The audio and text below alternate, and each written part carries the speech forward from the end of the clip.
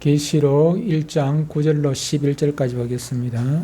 요한계시록 1장 9절로 11절까지. 요한계시록 1장 9절로 11절까지 천천히 같이 읽습니다. 시작. 나 요한은 너희 형제요 예수의 환난과 나라와 참음에 동참하는 자라. 하나님의 말씀과 예수를 증언하였으므로 말미암아 밤모라 하는 섬에 있었더니 주의 날에 내가 성령에 감동되어 내 뒤에서 나는 나팔 소리 같은 큰 음성을 들으니 이르되 네가 보는 것을 두루마리에 써서 에베소, 스무나, 버가모, 도아디라, 사데, 빌라델비아, 라오디게아 등 7 교회에 보내라 하시기로. 거기까지 읽겠습니다. 오늘 계시기록과 사도 요한 요걸 말씀을 하기 전에 찾아보니까 4월 제가 요한계시록을 4월 말에 마지막 했더라고요. 근데 마지막 부분을 조금 안 했어요. 그래서 요거 앞에 걸 잠깐 복습을 하고 마지막 그때 했던 거 복습을 좀 하고 단맛 퍼덕퍼덕 보고 넘어가도록 하겠습니다. 복습을 하고 오늘은 여기 조금 말씀을 마무리하고 다음 주에 아까 읽었던 거 구하겠습니다. 재림을 예고하시는 예수님, 요거 전에 했던 겁니다. 여러분들 기억을 좀 되살려 보시기 바랍니다. 예수님은 뭘 타고 오신다 했습니까? 보기 안 보고 그냥 구름을 타고 오신다 했죠. 그죠?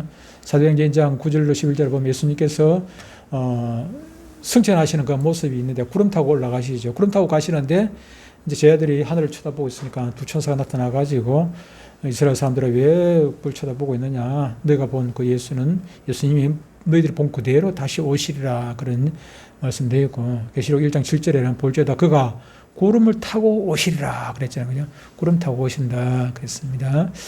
두 번째 문제, 예수님의 지상 재림 때는 이 땅에 무엇이 보게 될 것입니다. 여기 무엇이 좀 그냥 두 글자가 아니고 오케이. 모든 사람, 모든 족속이 보게 될. 모든 족속. 나는 보기 싫다고 안 볼 수가 있는 게 아니에요. 그죠? 예수 안 믿는 사람 눈에는 안 보이고 예수 믿는 사람 눈에는 보이는 건 아니고 모든 사람이 조금 전 1장 7절에 있었습니다만 오시리라 각 사람의 눈이 그를 보겠고 각 사람이 뭐예요? 이게 모든 사람 각각이란 모든 민족을 지금 지칭하고 있는 것이라 봐도 되겠죠. 예수 믿는 사람이든 안 믿는 사람이든. 세 번째, 예수님은 이스라엘의 어디로? 지명. 무슨 산?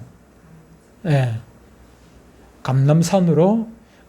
부산, 경남 여쪽 사람들은 감람산이라 안 하고 자꾸 감림산이라 하는 경우가 있어요. 그 기도원이 감산 기도원이 있다 보니까 감림산이라고 말하는 사람이 들어있는데 성경에 감림산이 아니고 감람산입니다. 성경에는. 왜 거기 감림산이라고 했는지 이름을 지었는지 그건 모르겠어요. 근데 성경에 그 이야기만 있는 대로 그대로 감람산, 원어에 감람산으로 되어 있나? 그건 잘 모르겠는데 감람산으로 재림한다고 되어 있습니다. 스가랴서 14장 4절에 보면 예루살렘 앞 곧 동쪽 예루살렘 앞 곧 동쪽 감람산에 서실 것이요. 그렇게. 그리고 사도행전 1장 1절 17절에 보면 아까 얘기했습니다만 예수님이 가신 그 기가 어디입니까? 예수님께서 승천하신 그곳이 바로 감람산이었습니다. 네 번째 문제, 예수님을 찌른 자들이란 그럼 감람산은 이스라엘에 있는데 예수님 재림할 때 우리는 그러면 어떡하냐? 우리는 한국에 있는 사람 예수님 오는 거 못 보겠네. 이럴 수도 있죠. 그때 되면은 아마 지난번에 이장님이 담임선교회 그때 승천할 때 MBC가 중계를 했는데 아마 예수님께서 오실 때 되면은 또 생방송으로 중계할런지 모르겠습니다.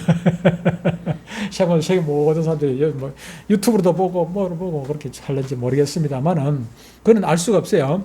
어떤지 모르겠지만은 그러나 각 사람이 본다고 했죠. 아까 조금 전에 얘기했잖아요. 각 사람이 본다 했으니까 눈으로 보든지 다 확인이 가능하다. 확인이 가능하다.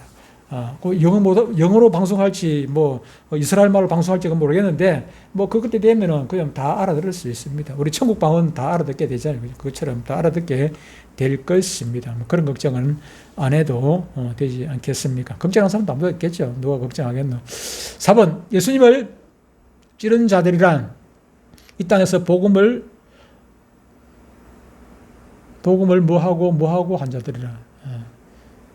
찌른 자도 볼 것이요. 그러잖아요. 예수님을 본다는 아까 어디입니까? 여기 7절 됐죠, 그죠? 각 사람의 눈이 그를 보였고 그를 찌른 자들도 볼 것이요. 그러잖아요. 이 찌른 자들이 누구냐 그 말이에요. 찌른 자들이 예수님을 찌른 자들이란 이 땅에서 복음을 뭐하고 오케이 거부하고 또 거부할 뿐만 아니라 복음 전도하는 사람들을 뭐 합니까? 복음을 박해. 복음 전도하는데 복음을 박해하는 자들, 찌른 자들이라는 것은 예수님의 가시체가 되는 거예요. 예수님에게 걸림돌이 되고 예수님이 하는 일에 방해가 하고.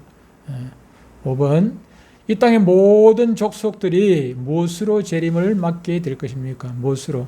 아까 7절 읽었습니다만 무엇으로? 기쁨입니까? 애국입니까? 모든 족속입니다. 모든 족속. 예수 믿는 사람들 같으면은 기쁨으로 재림받게 될 것입니다. 그런데 예수 믿는 사람뿐만 아니라 모든 족속이라고 했어요. 애곡, 아까 보니까 애곡. 곡은 울곡자지 않습니까? 애는 사랑의 자가 아니고 슬퍼서 우는 뭐 그런 거일 수가 있습니다. 애끌 듯이 하는 거죠. 울 때 나타나는 표현이죠. 왜 그럼 예수 믿는 어디에 문제가 나오는가요? 미리 해놓으면 또 답을 미리 가르쳐주면 안 되겠다. 요 설명이 있네. 무서운 무엇이 기다리고 있기 때문에 애곡하는 것입니다. 왜 애곡하느냐? 무서운 심판이 이거 보기를 줄게 심판 말고 또 한 개 좀 비슷한 걸 하지 헷갈리는 걸 보기라는 것이 항상 좀 헷갈리도록 해야 되거든 그죠? 이걸까 저걸까 아리송하게 그렇게 줘야 되는데 심판 말고 좀 아리송하게 할 게 좀 별로 없어요. 그래서 그 번개라 이러는데 번개가 퍼쩍퍼쩍 뛰어가지고 뭐 무서운 거 그런 거 그런 건 아니겠죠, 그죠? 무서운 심판이 있기 때문에 애곡 우는 거 있어요, 우는 거. 통곡을 하죠. 내가 진작 예수 믿었어야 되는데 이렇게. 안 그러면 또 예수 믿는 사람들 중에서는 어떻게 합니까? 진작 좀 예수님 말씀 따라서 전도도 많이 하고 뭐 또 해야 되는데 막 그럴 수가 있죠, 그죠? 그럴 수 있을 거예요. 두 번째, 왜 애곡합니까? 예수님의 재림 순간에 사람들은 무엇을 했다는 것을 깨닫고 그에 대한 심판을 생각하면서 통곡을 하게 될 것입니다. 보기. 뭐예요? 잘못된 선택을 했기 때문에 후회를 하겠죠, 그죠? 잘못된 선택, 줄 잘 서야죠, 그죠? 줄 잘 서야 돼요. 요즘 줄 잘못 서가지고 정치권에서 줄 잘못 서가지고 후회하는 사람들이 좀 들어 있기도 하는데 줄을 잘 서야 됩니다. 우리는 줄을 잘 서야 됩니다. 잘 서야 됩니다. 자나 깨나 우리는 예수님 편에 서야 되겠죠, 그죠? 자나 깨나 우리는 다른 건 쳐다보면 안 됩니다. 예수님만 보고 살아야 됩니다. 6번, 재림하여 오실 예수님은 역사의 시작 반대면 뭐겠습니까? 뭐 다른 거 없겠죠? 뭡니까? 마지막을 종결짓는 하나님이십니다. 예수님은 표현이 그렇죠, 그죠? 알파와 오메가다, 시작과 끝이다, 처음과 나중이다.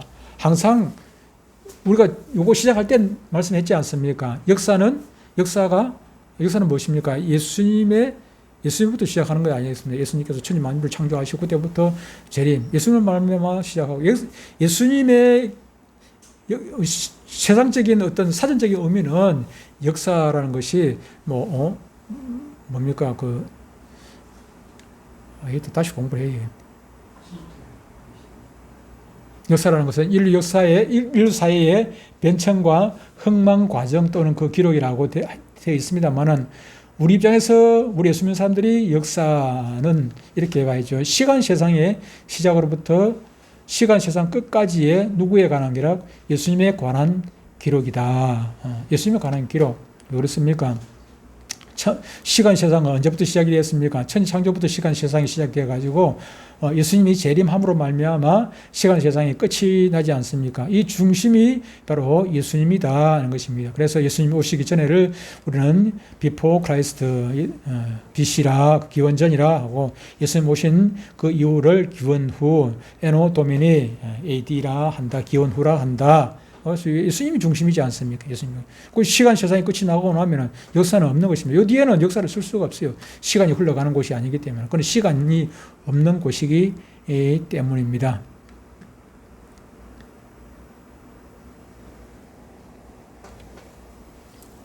어디로 가야 되노? 어디로 가야 되노?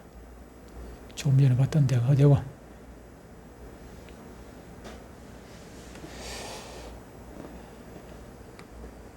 이거 한참 많이 나갔네.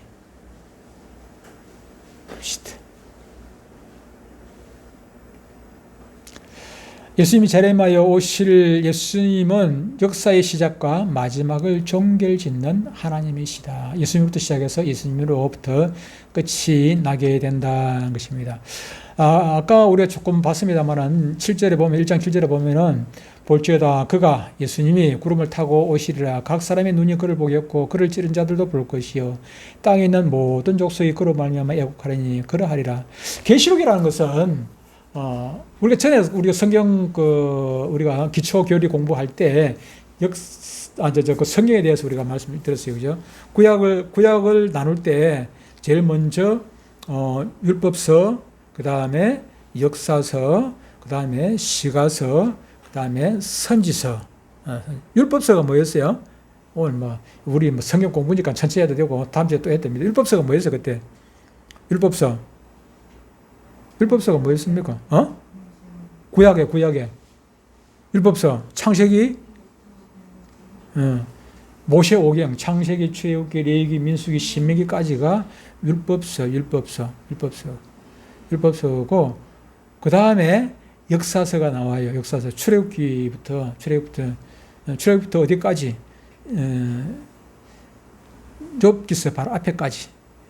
욥기서 앞에까지가 쭉 열왕기 상하, 역대 상하까지 쭉, 그 뒤에도 나오네요. 그 뒤에도 쭉 에스라, 느헤미야, 에스더까지. 거기가 역사서. 그 다음에 욥, 시편, 잠언, 전도, 아가서를 우리는 무슨 서라고 분류를 합니까? 시가서. 그건 시가서라고. 욥, 시편, 잠언, 전도, 아가, 여기까지가 시가서. 이거 문학적인 작품입니다. 아가서까지. 그리고 그 뒤에 이사야부터 마지막 말라기서까지가 무슨 서? 선지서. 이사야부터 다니엘서까지를 우리는 대선지서, 호세아부터 말라기까지를 소선지서라고 이렇게 분류를 한다. 근데 신약도 분류를 하지 않습니까? 신약을 분류를 하면은 맨 먼저 뭐가 나옵니까? 마태부터 쭉 그대로 순서로 그렇게 분류를 해놨습니다. 마태부터 나오는데 이것은 맨 먼저가 무슨 서? 복음서. 마태, 마가, 누가, 요한. 복음서. 네 권은 복음서. 그 다음에 사도행전은 무슨 서? 역사서. 이거는 복음의 역사입니다. 세상 역사가 아니고. 사도행전은 역사서. 그 다음에 로마서부터 유다서까지를 우리는 서신서. 기억이 납니까? 서신서. 그리고 마지막 한 건 남은 거, 오늘 이제 요거 얘기하려고. 마지막 한 건 남은 게 뭐가 남았어요? 유다서 다음에 마지막 한 건 남은 게 뭡니까? 요한계시록. 지금 요한계시록이지, 맨 마지막에. 한 건 남았는데, 요한계시록 남아요. 요한계시록을 무슨 서라고 분류해요? 요한계시록을 예언서라고 불려요. 예언서. 왜 예언서라고 불려요? 앞으로 되어질 일이니까 예언서라고 분류를 하는 것입니다. 다시 말하면은 요한계시록이라는 것은 이미 지나간 얘기가 아니고 앞으로 되어질 이야기. 전에 우리가 요걸 설명을 하기 위해 가지고 그 다니엘서 9장에 나오는 71의 사건을 저기도 내가 설명하기도 하고 여기서 설명하기도 하고 71의 사건을 얘기를 해서 71의 사건 중에 맨 마지막 한일의 사건이 남았다. 한일의 사건이 그것이 무엇입니까? 한일의 사건이 7년 대환란이다. 요한계시록은 7년 대환란을 중심으로 해가지고 말씀을 하고 있어요. 거기서 보니까 무슨 심판 많이 나오지 않습니까? 그게 핵심이에요. 중심입니다. 물론 그 심판 이후에 이제 새하늘과 새 땅이 나오고 천년왕도 나오고 새하늘과 새 땅도 나옵니다만은 요한계시록의 제목이 이런 학자도 있고 저런 학자도 있습니다만은 요한계시록의 제목을 주의 재림이라고 할 수가 있습니다. 주의 재림 앞으로 되어질 주의 재림에 대해서 지금 말씀을 하고 있는 거예요. 실제로도 좀 볼지어다 그가 구름을 타고 오시리라. 예수님 지금 다시 오실 거 그걸 지금 예수님께 다시 오시면 어떻게 됩니까? 그때 상황이 종말적인 상황 아닙니까? 이 세상이 끝나는 시간이고 그 끝나는 시간에 맞춰가지고 끝나기 직전에 뭡니까? 이제 7년 대환란이 끝나는 그 상황에서 있게 되고 그 7년 대환란 끝나고 나면은 바로 이어서 천년왕국 시작이 되니까 끝이 나는 것입니다. 그래서 요한계시록의 주제 제목 이거는 주의 재림이라 할 수가 있습니다. 그러므로 요한계시록을 해석을 할 때 자꾸 현실에다 맞춰가지고 해석할 수도 있습니다만 그거는 다른 해석이라고 할 수가 없고 그것은 우리가 조금 할 수는 있어요. 할 수 있는데 그건 주 해석은 아닙니다. 보조적인 해석은 할 수가 있지만은 주 해석은 어디까지나 정말론 마지막에 있을 것을 주 재림에 관한 것을 거기다가 대입을 해서 해석을 내야지 다른 데다가 해석해버리면 그거는 잘못 해석이 되어지고 상징적인 해석이 될 수밖에 없다 하는 것입니다. 이 계시를 받은 예수님부터 이 계시를 받은 요한은 주님이 오시는 모습과 그가 또 오셨을 때 그를 맞이하는 우리 인류들의 모습을 심각하게 나타내고 있습니다. 사도 요한은 예수님의 재림에 대해서 볼지어다라고 시작을 하고 있어요. 볼지어다 이 말은 예수님을 보라는 얘기입니다. 예수님 재림하는 예수님을 보라는 그런 얘기 아니겠습니까? 예수님께서 구름을 타고 탁 재림하는 그 모습을 볼지어다 보라는 얘기입니다. 이 땅의 모든 인류들은 내가 죽고 나면 못 보는 거 아니가? 아니죠. 다 낙원에 가 있어도 그걸 보고 다 확인하고 있을 것입니다. 제가 도표 볼 때도 낙원에 가 있는 사람도 다는 아니지만은 일부가 순교 반열에 있는 사람들은 부활을 한다고 되어 있죠. 그죠? 그들도 부활을 해가지고 다시 예수님 공중으로 휴거를 하고 예수님을 맡게 된다 하고 그게 그 계시록 11장에 휴거에 대한 부분이 있습니다. 나중에 또 내가 차근차근 하려다가 가만히 생각해 그러면은 이거 계시록이 안 될 것 같아가지고 계시록을 하면서 그 해당되는 부분이 있으면은 그거에 대해서 설명을 따라하고 하려고 그렇게 하려고 생각하고 있습니다. 그래서 7년 대화란 전에 또 지난번에 설명을 했는데 그것만 떼가지고 또 일부 설명을 했거든요. 했어서 그래서 그래야 안 되겠다. 지금 차근차근 1장부터 1장 지금 7절, 8절, 좀 9절 이렇게 순서대로 나가면서 설명을 하다가 그런 부분에 또 따로 별도로 설명을 할 예정입니다. 그렇게 하시면 좋겠습니다. 예수님은 이 땅에 오실 때 하늘에서 구름을 타고 이렇게 오신다고 성경 여러 곳에서 말씀을 해주고 있습니다. 예수님은 이 구름에 대해서 직접 말씀하신 일도 있습니다. 마태복음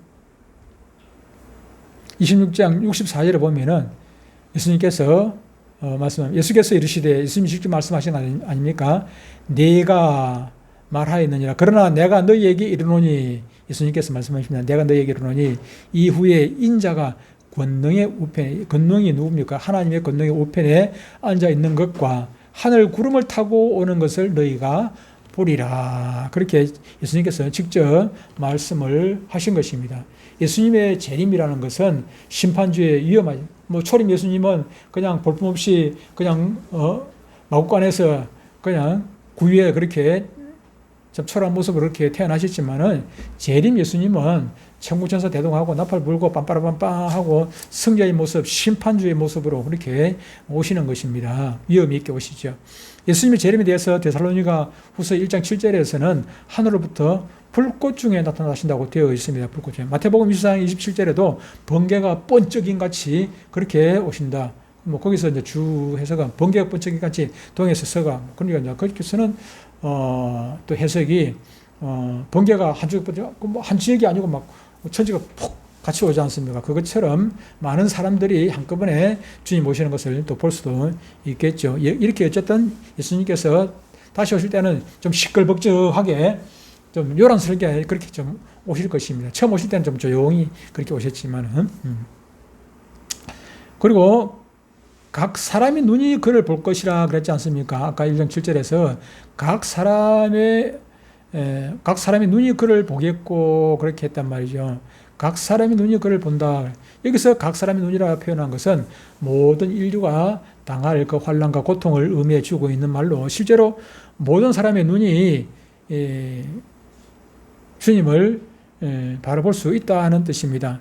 그러나 뭐 실제로 그냥 한꺼번에 볼 수 있을런지 그 가능할런지 그건 모르겠어요. 우리가 상상 속에서 좀 그 감난산에서 오시는 예수님을 우리가 직접 육신적인 눈으로 볼 수 있을런지 육신에 이제 그때 죽은 사람 영이 같으면 영으로 존재하는 것 같으면 볼 수 있지만은 육으로 존재하는 우리가 그걸 볼 수 있을런지는 모르겠어요. 그러나 어찌 됐든 뭐 늦게 볼 수는 없지 않습니까? 동시에 확인은 가능할 것입니다. 그때 어쨌든 뭐 중계를 하든 무슨 수를 하든 어쨌든 예수님이 재림하는 것을 우리 모두가 다 알 수 있게 될 것입니다. 그런데 제가 설명하는 것은 재림 말고 강림, 공중 강림이 있고 지상 재림이 있다고 했어요. 공중 강림 사건하고 또 지상 재림하고는 또 다른 부분이 있습니다. 나중에 따로 설명을 할 것입니다. 예수님께서 재림할 장소가 아까 어디랬습니까? 감리산이 감난산이라 했지요. 이건 비밀이 아닙니다. 스가랴서 14장 4절에 예루살렘 앞 동편 감난산에 서실 것이다. 예수님의 재림은 이 땅에 살아가는 모든 사람들에게 직접적인 그 관계가 있습니다. 그리고 주의 재림으로 어린 양의 생명책에 기록이 되지 못한 사람들은 아까 얘기했습니다만 애곡하는 무리 중에 속할 것입니다. 통곡을 하겠죠. 출석부에 자기 이름이 없으니까, 천국 출석부에 자기 이름이 없으니까 뭐 사달난 건 아니겠습니까? 심지어 교회를 다녔는데, 여러분 생각해 보십시오. 교회를 다니고 뭐 11조 헌금까지 했는데 뭐 막 자기는 전도까지 했는데, 그런데 거기에 이름이 없으면 어떻게 되겠습니까? 어떻게 되겠습니까? 주여 저여 하는 자마다 다 들어갈 것이 아니라고 얘기를 하지 않았습니까? 주여 저여 하는 자마다 주의 이름으로 전도도 하고 주의 이름으로 병도 고치고 귀신도 쫓아내고 그래 했는데 주님께서 뭐라고 했냐면 이 불법을 행하는 자들아 내가 너를 도무지 모른다. 떠나가라 말씀하지 않습니까? 그러니까 그들은 예수님 믿는다고 생각하고 있었어요. 나는 막 천국에 그냥 뭐 당연히 갈 것이라고 생각하고 있었습니다. 그런데도 불구하고 못 들어가는 사람들이 너무너무 많이 있다 하는 사실입니다. 그래서 우리가 참 잘 믿어야 됩니다. 잘 믿어야 돼요. 대충 믿어가지고 천국 가는 것은 믿음으로 가는데 그 믿음에 늘 말씀드리지만은 믿음으로 가는 것은 틀림이 없습니다. 그거는 100%입니다. 믿음으로 가는데 그 믿음이라는 것을 내가 믿는다, 나는 믿습니다 한다고 그거 되는 것은 결코 아닙니다. 서울대학 들어가는데 나는 서울대학 들어갈 실력 됩니다. 내가 아무리 큰 소리 해봐도 소용없어요. 서울대학에서 시험을 쳐가지고 아무리 큰 소리 나는 공부 잘해 무슨 소리 해도 소용이 없는 시험 쳐가지고 되는 사람만 합격을 시키는 것처럼 믿음도 내가 믿음이 있는지 없는지 기준을 정하는 것이 아니라 예수님께서 너는 믿음이 있다 없다 그걸 정하는 거예요. 예수님께서 판단한단 말이에요. 그렇기 때문에 우리가 대충 믿어가지고 되는 것이 아니라 단순히 천국에 가가지고 그렇다고 너무 고민을 하지 마시고 오늘부터 잘 믿으면 됩니다. 계시록 6장 15절에는 이렇게 말씀을 하고 있습니다. 땅의 임금들과 왕족들과 장군들과 부자들과 강한 자들과 모든 종과 자유인이 굴과 산들의 바위 틈에 숨어 그랬습니다. 부자들과 강한 자들, 모든 종과 자유인. 모든 족속이라는 그 해석이 요거예요. 모든 족속이 아까 모든 족속이 볼 것이요 그랬습니다. 모든 족속은 땅의 임금들과 왕족들과 높은 사람들, 또 낮은 사람들, 돈 많은 사람들, 가난한 사람들, 뭐 종이든지 주인이든지 뭐 강한 자든지 약한 자든지 다 포함을 하는 것이죠. 이들은 모두 어떤 사람들입니까? 애국하는 사람들, 통곡을 하고 가슴 치고 이런 사람들은 그 사람들은 계시록에 보면은 짐승의 표를 받은 사람들, 짐승의 표를 받은 마지막 때에 후 3년반 시작이 되고 나면은 그때는 666 표를 받지 아니하면은 매매를 못한다고 되어 있어요. 지금 그런 시절이 언젠가는 올 수가 있습니다. 곧 올 수도 있습니다. 지금 세상 돌아가는 거 보면은 곧 올 수도 있는데, 그런데 그때 되면은 그 666 표가 뭔지 666이라도 써놓은 것은 아닙니다. 666 짐승의 표, 사람의 수 뭐 이랬는데, 그걸 그때 되면은 666이라고 써놨지는 않은데 그것이 뭐 어떤 구체적으로 어떻게 될지는 모르겠습니다만은 뭐 별십이 될 수도 있겠습니다만은 어떻게 될지 모르겠어요. 지금 우리가 신분증 대신 우리가 이제 운전면허증도 그동안 잘 썼는데, 근데 운전면허증이 이제 그 갱신 기간이 지난 거는 앞으로는 이제 못 씁니다. 지금까지는 그냥 막 신분하는데 그냥 써줬어요. 썼는데 앞으로는 못 씁니다. 못 쓰는데 앞으로는 또 언젠가 시간이 되면은 주민등록도 우리가 가지고 있는 이거 못 쓰게 되는 그런 시절이 있을 것입니다. 신용카드도 못 쓰게 되는 이제 시간이 곧 닥쳐올 것입니다. 그때 되는 뭐겠습니까? 벨치 외에는 칩을 몸에 넣는 거, 이거 외에는 눈에 보이는 이거, 지금도 칩이 있지 않습니까? 칩이 카드 속에 이게 다 들어있죠. 그죠?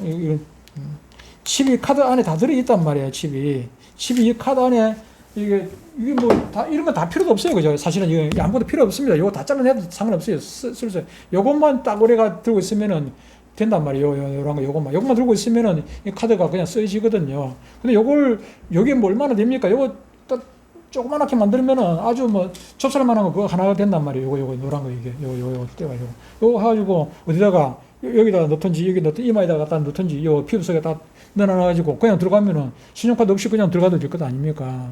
주민등록증 필요 없이도 또 어디 들어가는지 시험으로 확인이 다 된단 말이에요. 그럴 수 있죠. 그런데 그때 이걸 안 받으면은 어떻게 됩니까? 매매를 못한다 되어 있지 않습니까? 앞으로 현금이 없어져 버려. 현금이 종이든 뭐 동전 이런 게 없어져 버린단 말이에요. 지금 가상화폐가 지금도 뭐 나와 있습니다만은 앞으로는 가상화폐가 되어지고 그러다 보면은 뭐 어떻게 이거 없으면은 우리가 매매를 못하고 농사 짓고 살든지 뭐 그렇게 농사를 지어도 뭐 이거 매매가 안 되면 농사를 지을 수가 있나?